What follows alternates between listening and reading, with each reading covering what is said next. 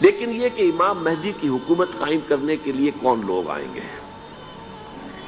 عرب جو ہیں وہ اندر سے کھوکھلے ہو چکے ہیں، عیاشی نے، دولت نے، پیسے نے، دولت، پیسہ، عیاشی، اس کی وجہ سے کھوکھلے ہو چکے ہیں۔ یہاں میں آپ کو دو حدیثیں سنانا چاہتا ہوں۔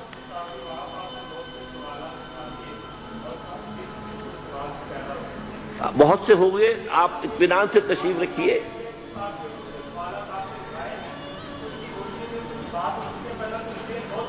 بہت ہوگی، بات ہوگی، آپ اس طرح صبر سے سن لیجئے۔ میں اب تقریباً اپنی گفتگو کے اختتام تک پہنچ رہا ہوں۔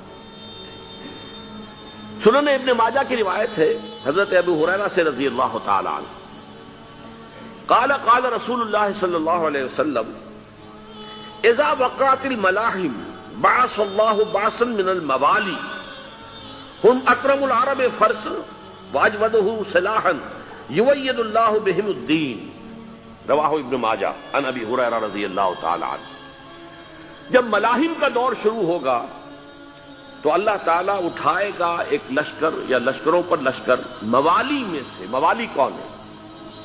عربوں نے جب فتح کیا تھا اس پورے علاقے کو خلافت راشدہ کے دوران، اور پھر وہ لوگ جو ہے، ایک رائے تو یہ تھی کہ انہیں غلام بنایا جائے ساری آبادیوں کو، لیکن یہ کہ حضرت عمر کا اجتہاد تھا، اس کے مطابق جو ان کو غلام نہیں بنایا گیا تو وہ موالی کی حیثیت رکھتے ہیں۔ عربوں میں دم نہیں ہے، موالی میں سے لشکر اٹھیں گے کہ جو در حقیقت حضرت مہدی کی حکومت کو قائم کرے گا۔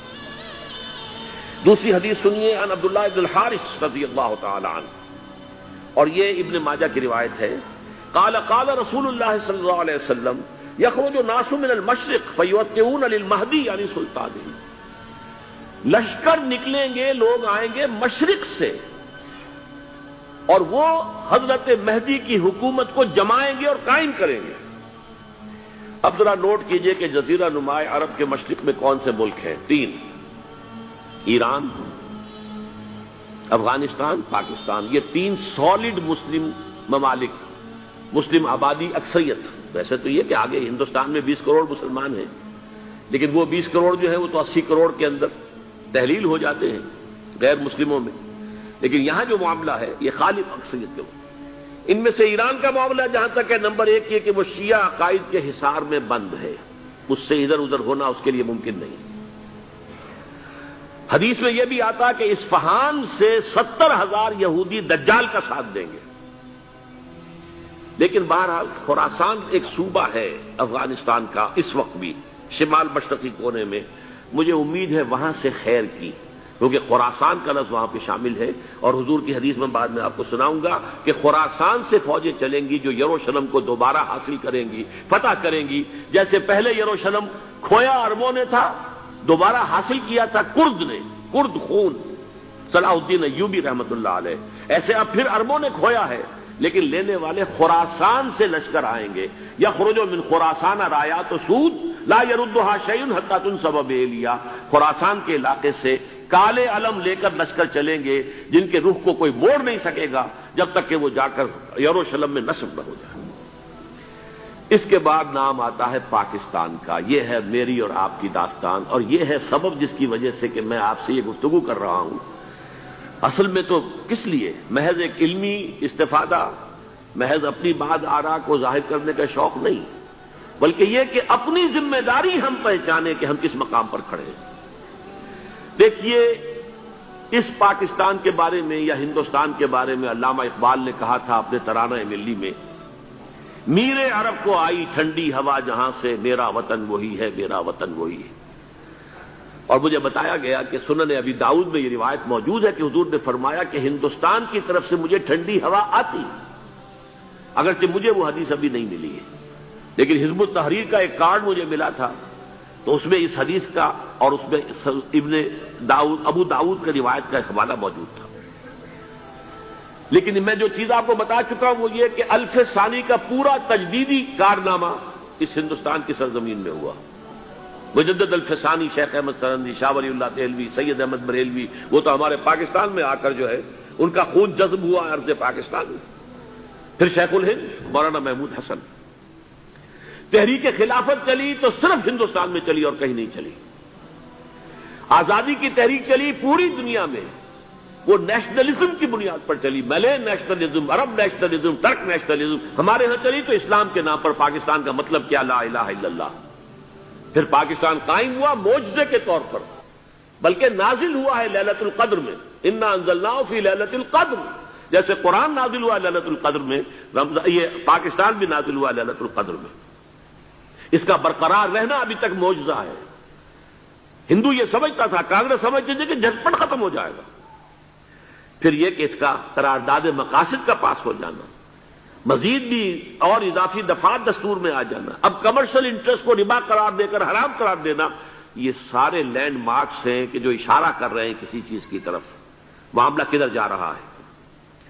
پھر یہ کہ یہ جو 14ویں صدی کے مجدد تھے شیخ الہند، اس کے بعد سے کچھ ایسی شخصیتیں عظیم پیدا ہوئی ہیں ہند میں، جن کو میں سمجھتا ہوں کہ 14ویں صدی کے مجدد اور 15ویں صدی کے مجدد کے درمیان، یہ 15ویں صدی کے مجدد کی راہ کو سیدھا کرنے والے، جیسے کہ حضرت یحییٰ نے کہا تھا میں تو آنے والے کا راستہ سیدھا کر رہا ہوں حضرت عیسیٰ کے لیے، ایسے ہی 15ویں صدی کے لیے امام مہدی کے لیے راستہ صاف کرنے والے سب سے پہلے علامہ اقبال، جنہوں نے اسلام کا تصور دین کی حیثیت سے دوبارہ زندہ کیا ہے، ورنہ اسلام ایک مذہب کی شکل اختیار کر چکا تھا. پھر مولانا مودودی، مولانا ابوالکلام آزاد حکومت الہیہ کے نعرے کے ساتھ میدان میں آئے. یہ اقبال نے جو تصور پیش کیا تھا اس پر عملی جد و جہد کے لیے حزب اللہ قائم ہوئی. نوٹ کر لیجئے 11 برس کا فرق ہے عمر کا علامہ اقبال کے اور ابوالکلام کے. اور 1913 میں جب حزب اللہ قائم کی ہے اس وقت علامہ اقبال کی ملی شاعری اپنے عروج کو پہنچ چکی تھی. پھر یہ کہ علامہ اقبال کے بعد تعمیل جو ہے اس کام کی وہ ابوالکلام نے کی، لیکن روایتی علماء کی شدید مخالفت کی وجہ سے وہ بددل ہو کر چھوڑ گئے، کانگریس میں شامل ہو گئے. بساط جو ہے حزب اللہ کی انہوں نے لپیٹ دی. پھر مولانا مودودی آئے، انہوں نے وہ ڈور جو ہے اس کا سرا تھاما، جماعت اسلامی قائم کی حکومت الہیہ ہی کے قیام کے لیے. اگرچہ میرے نزدیک یہ کہ وہ انتخابی اور ایک قومی سیاست کی ایک جماعت بن کر پاکستان میں جو ہے دلدل میں پھنس گئی ہے. اب ہم اس کی کوشش کر رہے ہیں، تنظیم اسلامی اور یہ تحریک خلافت جس کے تحت یہ جلسہ ہو رہا ہے. یہ ساری چیزیں وہ ہیں کہ آپ کو سوائے پاکستان کے اور کہیں نہیں ملیں گی پوری دنیا. معلوم ہوتا ہے کہ پاکستان کو بہت بڑا رول پلے کرنا ہے اس میں. اور اس کے ساتھ اب جمع کر لیجئے افغانستان کی عمارت افغانستان، اسلامی عمارت افغانستان قائم ہو چکی ہے. یہ پچھلے 20 سالوں میں جو کچھ وہاں ہوتا رہا ہے اس سے پہلے تصور نہیں ہو سکتا تھا. کابل جو ہے وہ تو جیسے پیرس کا تمدن تھا ویسے کابل کا تھا، وہی لباس، وہی سکرٹس. یہاں جب آئے تھے شاہ ظاہر شاہ سرکاری دورے پر تو ان کی جو ملکہ صاحبہ تھی ان کے ساتھ وہ سکرٹ میں ملبوس تھی. کابل جو ہے وہ بالکل ایک پیرس کی طرح کا شہر تھا. آج کابل جو ہے جا کر دیکھیے. علامہ اقبال کے فرزند بھی دیکھ کر آئے ہیں تو اگرچہ وہ خود میں سمجھتا ہوں کہ خاصے انہیں آپ لبرل کہیں، آزاد خیال کہیں، لیکن اس درجے متاثر ہو کر آئے تھے کہ انہوں نے یہ کہا افغانستان میں جو میں نے حالات دیکھے ہیں کہ اگر 2-4 اور مسلمان ملکوں کے اندر یہ نظام قائم ہو جائے تو پوری دنیا مسلمان ہو جائے گی. یہ سب کچھ کیسے ہو رہا ہے؟ یہ آنے والے دور کی جھلکیاں ہیں. Coming events are casting their shadows before. یہ سب بتا رہے ہیں کہ پاکستان افغانستان کو مل کر اس میں کوئی عظیم رول پلے کرنا ہے. اور اس کے ضمن میں اب میں علامہ اقبال کے بارے میں آخری بات کہہ رہا ہوں. علامہ اقبال کے بارے میں عام یہ خیال ہے، انہوں نے اپنے خطبات میں مہدی کا اور نزول مسیح کا، حالانکہ میں کل پڑھ رہا تھا مولانا سید احمد اکبر آبادی رحمۃ اللہ علیہ کا ایک مقالہ ان کا کہ علامہ اقبال نے ابن خلدون کے بارے میں یہ کہا ہے کہ مہدی کا اور نزول عیسیٰ کا دونوں کا انہوں نے انکار کیا ہے. حالانکہ ابن خلدون نے نزول عیسیٰ کا انکار نہیں کیا، صرف مہدی کا انکار کیا ہے. بہرحال علامہ اقبال نے خطبات میں انکار کیا ہے. لیکن یہ کہ اپنی شاعری کے اندر میں چیلنج کرتا ہوں کسی بڑے سے بڑے اقبال شناس کو، ان کا یہ شعر ذرا سنیے.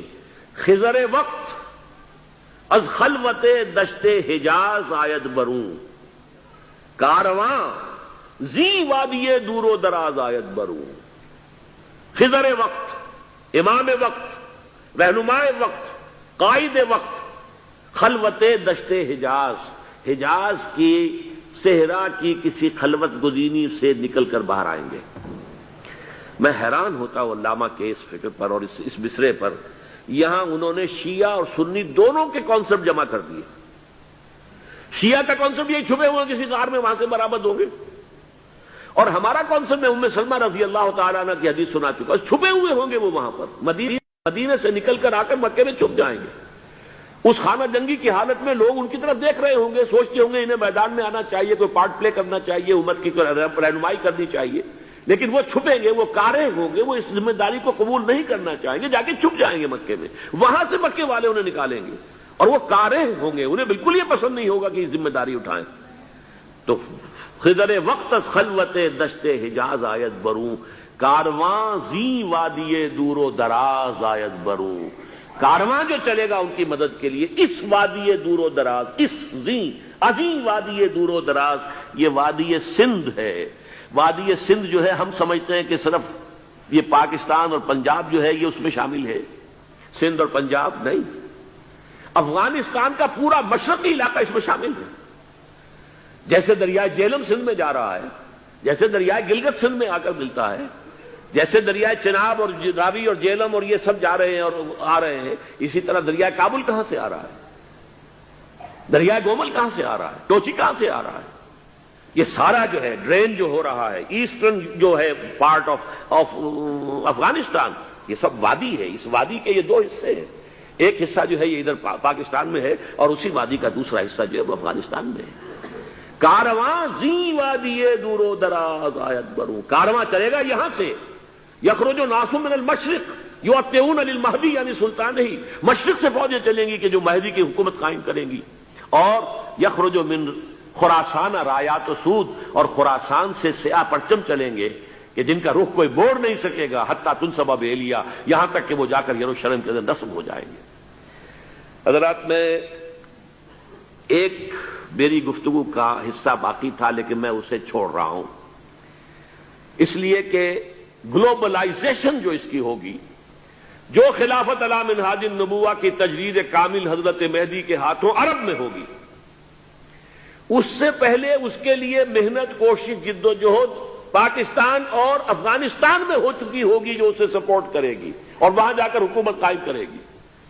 اس کے بعد گلوبلائزیشن کا جو مرحلہ اس کا ہے وہ حضرت مہدی کے ہاتھوں نہیں ہے، وہ حضرت عیسیٰ ابن مریم ان کے نزول کے بعد ہے، جن کے نزول کے بعد دجال کا خاتمہ ہوگا اور یہودیوں کا استحصال ہوگا، مسلمانوں پر بھی بڑی تکالیف عربوں پر آئیں گی، شدائد آئیں گے، لیکن یہ وہ میں حصہ جو اپنی گفتگو کا آج چھوڑ رہا ہوں اس لیے کہ میں دیکھ رہا ہوں کہ بعض حضرات کا صبر کا پیمانہ اب لبریز ہو رہا ہے، تو میں اس حصے کو پھر ملتوی رکھتا ہوں کسی دوسری محفل اور کسی دوسری مجلس اور نشست پر۔